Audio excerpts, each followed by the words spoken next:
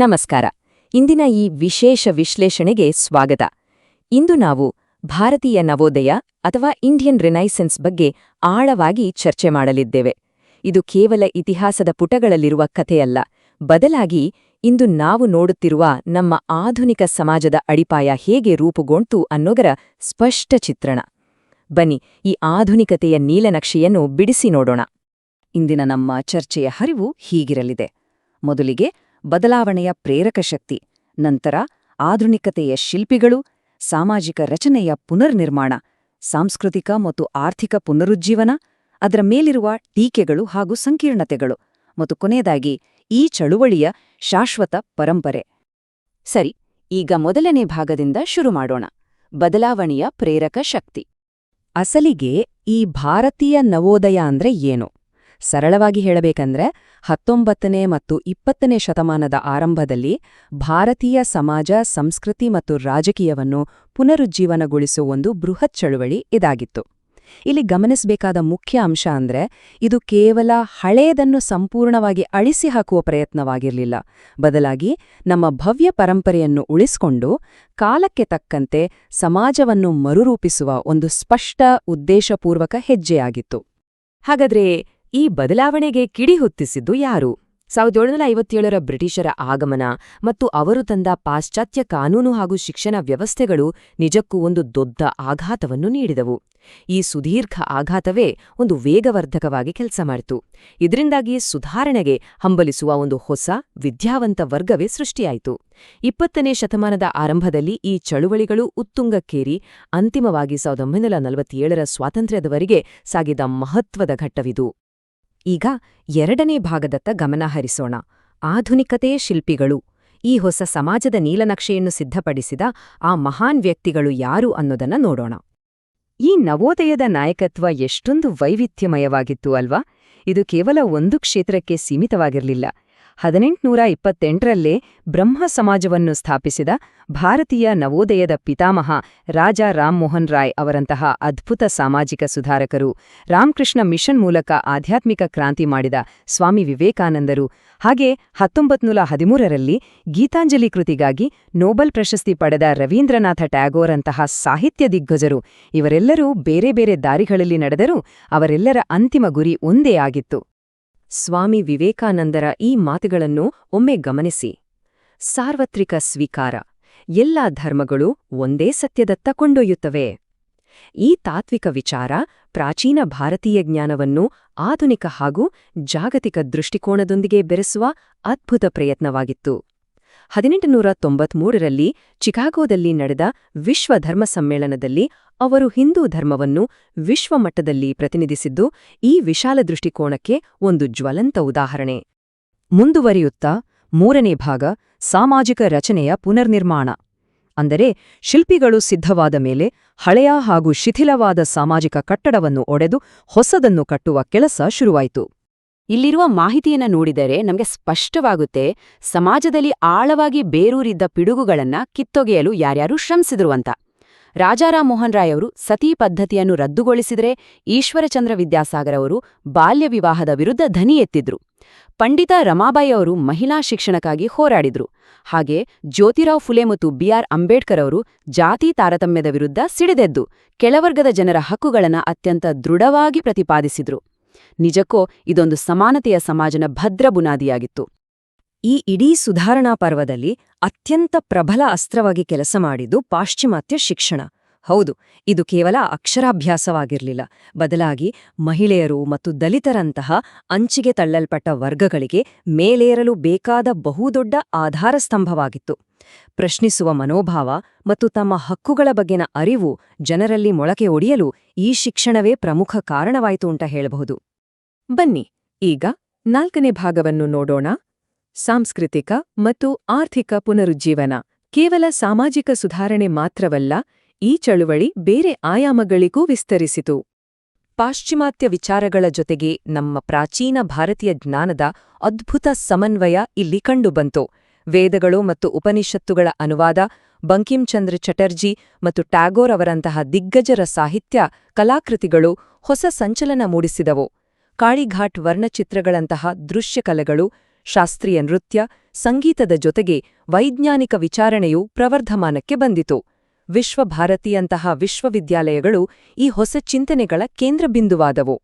ಆರ್ಥಿಕ ದೃಷ್ಟಿಕೋನದಿಂದ ನೋಡಿದ್ರೂ ಇದೊಂದು ದೊಡ್ಡ ಜಿಗಿತ. ಸಾಂಪ್ರದಾಯಿಕ ಕೃಷಿಯಿಂದ ನಾವು ಆಧುನೀಕೃತ, ಕೈಗಾರಿಕೀಕರಣಗೊಂಡ ವ್ಯವಸ್ಥೆಯತ್ತ ವೇಗವಾಗಿ ಹೆಜ್ಜೆ ಹಾಕಿದೆವು. ಕೃಷಿಯಲ್ಲಿ ರಸಗೊಬ್ಬರಗಳ ಬಳಕೆಯೊಂದಿಗೆ ವಾಣಿಜ್ಯ ಬೆಳೆಗಳತ್ತ ಮುಖ ಮಾಡಲಾಯಿತು. ಜವಳಿ, ಸೆಣಬು, ಕಬ್ಬಿಣ ಮತ್ತು ಉಕ್ಕಿನ ಬೃಹತ್ ಕೈಗಾರಿಕೆಗಳು ತಲೆ ಎತ್ತಿದ್ವು. ಜೊತೆಗೆ ರೈಲ್ವೆಯಂತಹ ಬೃಹತ್ ಮೂಲಸೌಕರ್ಯಗಳ ವಿಸ್ತರಣೆ ಶುರುವಾಯಿತು. ಇದು ನಗರೀಕರಣಕ್ಕೆ ಮತ್ತು ಲಕ್ಷಾಂತರ ಹೊಸ ಉದ್ಯೋಗಾವಕಾಶಗಳಿಗೆ ನಾಂದಿ ಹಾಡಿತು. 5ನೇಯ ಭಾಗ, ಟೀಕೆಗಳು ಮತ್ತು ಸಂಕೀರ್ಣತೆಗಳು. ಯಾವುದೇ ದೊಡ್ಡ ಬದಲಾವಣೆಯಾದಾಗ ಪರವಿರೋಧ ಚರ್ಚೆಗಳು ಸಾಮಾನ್ಯ ಅಲ್ವಾ? ಇಲ್ಲೂ ಕೂಡ ಇತಿಹಾಸದ ಪುಟಗಳಲ್ಲಿ ಕೆಲವು ಗಂಭೀರ ಟೀಕೆಗಳಿವೆ. ಮೊದಲನೆಯದಾಗಿ ಪಾಶ್ಚಾತ್ಯೀಕರಣ ವಿರುದ್ಧ ಪ್ರಗತಿಯ ಚರ್ಚೆ. ಪಾಶ್ಚಿಮಾತ್ಯ ವೈಚಾರಿಕತೆ ಮತ್ತು ಜಾತ್ಯತೀತತೆಯನ್ನು ಅಪ್ಪಿಕೊಳ್ಳೋದ್ರಿಂದ ನಮ್ಮ ವಿಶಿಷ್ಟ ತಾತ್ವಿಕ ಸಂಪ್ರದಾಯಗಳು ನಾಶವಾದವು ಎಂಬುದು ಒಂದು ಕಡೆಯ ವಾದ. ಆದರೆ ಮತ್ತೊಂದೆಡೆ ಸಮಾಜವನ್ನು ಜಡ್ಡುಗಟ್ಟಿದ ಸ್ಥಿತಿಯಿಂದ ಹೊರತಂದು ಪ್ರಗತಿಪರ ಆಧುನೀಕರಣದತ್ತ ಕೊಂಡೊಯ್ಯಲು ಆ ಪಾಶ್ಚಿಮಾತ್ಯ ವಿಚಾರಗಳೇ ಅತ್ಯಗತ್ಯ ವೇಗವರ್ಧಕವಾಗಿತ್ತು ಎಂಬ ಬಲವಾದ ಪ್ರತಿವಾದವೂ ಇದೆ. ಇದು ಸಾಂಪ್ರದಾಯಿಕ ಗುರುತು ಮತ್ತು ಆಧುನೀಕರಣದ ಅನಿವಾರ್ಯತೆಯ ನಡುವಿನ ಒಂದು ದೊಡ್ಡ ಸಂಘರ್ಷ. 2ನೇ ಪ್ರಮುಖ ಟೀಕೆ ಅಂದ್ರೆ ಇದು ಕೇವಲ ಮೇಲ್ವರ್ಗದ ಗಣ್ಯರಿಗೆ ಮಾತ್ರ ಸೀಮಿತವಾದ ಚಳುವಳಿಯಾಗಿತ್ತು ಅನ್ನೋದು. ಅಂದ್ರೆ ಯಾರಿಗೆ ಶಿಕ್ಷಣದ ಪ್ರವೇಶವಿತ್ತೋ ಅವರಿಗೆ ಮಾತ್ರ ಇದರ ಲಾಭ ಸಿಕ್ತು ಅಂತ ಹೇಳ್ತಾರೆ. ಆದ್ರೆ ಇದನ್ನ ಸೂಕ್ಷ್ಮವಾಗಿ ಗಮನಿಸಿದ್ರೆ ಉನ್ನತ ಸ್ತರದಲ್ಲಿ ಆರಂಭವಾದ ಈ ಜಾಗೃತಿ ಕ್ರಮೇಣ ನಿಧಾನವಾಗಿ ಕೆಳಹಂತಕ್ಕೂ ತಲುಪಿತು. ಕಾಲಾನಂತರದಲ್ಲಿ ಇಡೀ ಸಮಾಜದ ವ್ಯಾಪಕ ಉನ್ನತಿಗೆ ಮತ್ತು ಸಾಮಾಜಿಕ ಚಲನಶೀಲತೆಗೆ ಇದುವೇ ಕಾರಣವಾಯಿತು ಅನ್ನೋದು ಇತಿಹಾಸಕಾರರ ಅಭಿಪ್ರಾಯ. ಇನ್ನು ಲಿಂಗ ತಾರತಮ್ಯದ ವಿಚಾರ. ಈ ಚಳುವಳಿ ಮಹಿಳೆಯರ ಪರಧ್ವನಿ ಎತ್ತಿದ್ರೂ ಪ್ರಮುಖ ನಾಯಕತ್ವ ಸ್ಥಾನಗಳಲ್ಲಿ ಪುರುಷರದೇ ಮೇಲುಗೈಯಿತ್ತು. ಮಹಿಳೆಯರನ್ನೂ ಹೆಚ್ಚಾಗಿ ಹೊರಗಿಡಲಾಗಿತ್ತು ಎಂಬ ಗಂಭೀರ ಟೀಕೆಯಿದೆ. ಹೌದು, ಆ ಕಾಲಘಟ್ಟದಲ್ಲಿ ಪಿತೃಪ್ರಭುತ್ವದ ಛಾಯೆ ಇದ್ದಿದ್ದು ನಿಜ. ಆದರೆ ಇದೇ ಯುಗದಲ್ಲಿ ಸತಿ ಪದ್ಧತಿಯ ರದ್ದತಿ ಮತ್ತು ಮಹಿಳಾ ಶಿಕ್ಷಣದಂತಹ ಕ್ರಾಂತಿಕಾರಿ ಕಾನೂನುಗಳು ಜಾರಿಗೆ ಬಂದವು ಅನ್ನೋದನ್ನ ನಾವು ಮರೆಯುವಂಟಿಲ್ಲ. ಇದು ಮಹಿಳಾ ಸಬಲೀಕರಣದ ನಿಟ್ಟಿನಲ್ಲಿ ಅತ್ಯಂತ ಪ್ರಮುಖವಾದ, ಅನಿವಾರ್ಯವಾದ ಮೊದಲ ಹೆಜ್ಜೆಯಾಗಿತ್ತು. ಕೊನೆಯದಾಗಿ 6ನೇ ಭಾಗ, ಶಾಶ್ವತ ಪರಂಪರೆ. ಈ ಎಲ್ಲಾ ಪರವಿರೋಧ ಚರ್ಚೆಗಳ ನಡುವೆಯೂ ನವೋದಯ ಬಿಟ್ಟುಹೋದ ಪರಂಪರೆ ನಿಜಕ್ಕೂ ಅದ್ಭುತ. ಈ ಅವಧಿಯಲ್ಲಿ ಹುಟ್ಟಿಕೊಂಡ ವಿಚಾರಗಳು ಕೇವಲ ಸಮಾಜ ಸುಧಾರಣೆಗಷ್ಟೇ ಸೀಮಿತವಾಗಿ ಉಳಿಲಿಲ್ಲ. ಬದಲಾಗಿ ಭಾರತೀಯರಲ್ಲಿ ನಾವೆಲ್ಲರೂ ಒಂದು ಎಂಬ ರಾಷ್ಟ್ರೀಯ ಗುರುತು ಮತ್ತು ಸಾಂಸ್ಕೃತಿಕ ಹೆಮ್ಮೆಯನ್ನು ಬಡಿದೆಬ್ಬಿಸಿದವು. ಸಾಮಾಜಿಕ ನ್ಯಾಯ ಮತ್ತು ಜಾತ್ಯತೀತತೆಯಂತಹ ಸಾರ್ವತ್ರಿಕ ಮೌಲ್ಯಗಳನ್ನು ಬಿತ್ತಿದವು. ಎಲ್ಲಕ್ಕಿಂತ ಮುಖ್ಯವಾಗಿ ವಸಾಹತುಶಾಹಿ ಆಡಳಿತದ ವಿರುದ್ಧದ ಮುಂದಿನ ಬಹುದೊಡ್ಡ ಸ್ವಾತಂತ್ರ್ಯ ಚಳುವಳಿಗೆ ಒಂದು ಬಲವಾದ ಸೈದ್ಧಾಂತಿಕ ಚೌಕಟ್ಟನ್ನು ಒದಗಿಸಿದ್ದು ಇದೇ ನವೋದಯ. 19ನೇ ಶತಮಾನದ ಈ ಬೌದ್ಧಿಕ ಕ್ರಾಂತಿಯೇ ಇಂದಿನ ಆಧುನಿಕ ಭಾರತದ ಆಧಾರಸ್ತಂಭಗಳನ್ನು ನಿಲ್ಲಿಸಿತು. ಹಾನಿಕಾರಕ ಹಳೆಯ ಸಂಪ್ರದಾಯಗಳನ್ನು ಬೇರುಸಹಿತ ಕಿತ್ತುಹಾಕಿ ಸಮಾನತೆ ಮತ್ತು ಮಾನವ ಹಕ್ಕುಗಳನ್ನು ಪ್ರಮುಖ ಮೌಲ್ಯಗಳನ್ನಾಗಿ ಸ್ಥಾಪಿಸಿತು. ಎಲ್ಲರನ್ನೂ ಒಳಗೊಳ್ಳುವ ಆಧುನಿಕ ಶಿಕ್ಷಣ ವ್ಯವಸ್ಥೆಯನ್ನು ಸೃಷ್ಟಿಸಿ ವಿಜ್ಞಾನ ಮತ್ತು ನಮ್ಮ ಪ್ರಾಚೀನ ಪರಂಪರೆಯ ಅತ್ಯುತ್ತಮ ಅಂಶಗಳನ್ನು ಒಂದೇ ಎಳೆಯನ್ನಿ ಬೆಸೆದದು ನಿಜಕ್ಕೂ ಒಂದು ದೊಡ್ಡ ಸಾಧನೆ. ಇದೆಲ್ಲದರ ನಂತರ ನಮ್ಮುಂದೆ ಒಂದು ದೊಡ್ಡ ಪ್ರಶ್ನೆ ಎದುರಾಗುತ್ತೆ. ಭಾರತೀಯ ನವೋದಯವು ನಿಜವಾಗಿಯೂ ಸಮಾಜದ ಪ್ರತಿಯೊಂದು ಮೂಲೆಯನ್ನು ತಲುಪಿದೆಯಾ, ಅಥವಾ ನಿಜವಾದ ಸಂಪೂರ್ಣ ಸಮಾನ ಸಮಾಜವನ್ನು ನಿರ್ಮಿಸುವ ಈ ಆಧುನಿಕ ಭಾರತದ ವಾಸ್ತುಶಿಲ್ಪ ಇಂದಿಗೂ ನಿರ್ಮಾಣ ಹಂತದಲ್ಲೇ ಇದೆಯಾ? ಒಂದ್ಸಲ ಆಳವಾಗಿ ಆಲೋಚಿಸಿ ನೋಡಿ.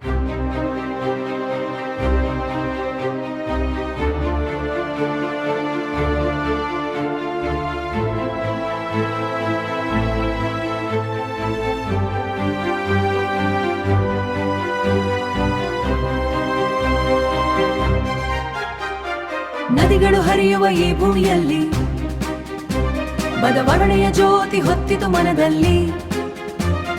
ಕತ್ತಲಿಗೆ ವಿರುದ್ಧ ಧ್ವನಿಗಳು ಎದ್ದವು, ಉಜ್ವಲ ಭವಿಷ್ಯದ ಕನಸುಗಳು ಮೂಡವು. ರಾಜಾರಾಮ ಮೋಹನ ರಾಯರು ಬಂದರು ಸತ್ಯದ ಹಾದಿಯಲ್ಲಿ, ಹೋರಾಟ ನಡೆಸಿದರು, ಸತಿ ಪದ್ಧತಿಯನ್ನಿಸಿ ನಂದಿಸಿದರು, ಸಮಾಜಕ್ಕೆ ಹೊಸ ಆಶೆ ತುಂಬಿದರು. ಪುಸ್ತಕ ಶಾಲೆಗಳು ಬೆಳಗಲು ಶೂರು, ಮಕ್ಕಳ ಕಣ್ಣಿನಲ್ಲಿ ಹೊಳೆಯಿತು ನೂರು, ಭಯದ ಬೆಳನಿ ಒಡೆದು ಹಾಕಿ ಭಾರತ ಏಳಿತು ಹೊಸ ಬೆಳಕಾಗಿ. ಓ ಭಾರತವೇ ಎಂದು ಹೊಳೆಯು, ನೀ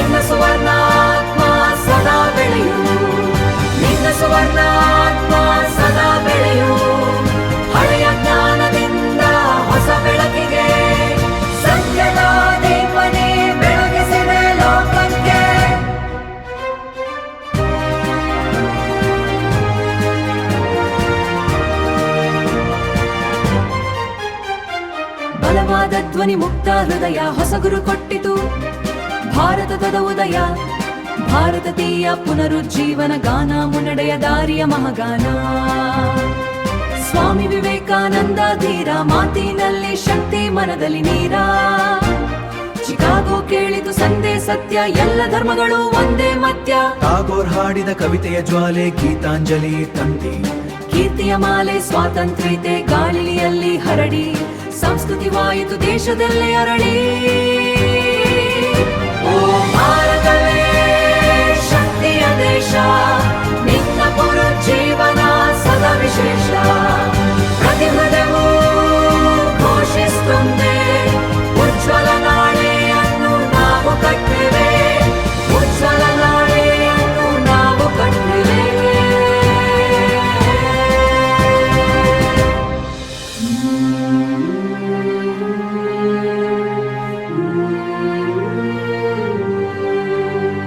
ಟಾಗೋರರ ಕನಸು ಅಮರಾನಂದ ಸತ್ಯ ಧೈರ್ಯ ದಾರಿ ದೀಪವಾಗಿ ಭಾರತ ಹೊಳೆಯುತ್ತಿದೆ ಇನ್ನಷ್ಟು ಬೆಳಕಾಗಿ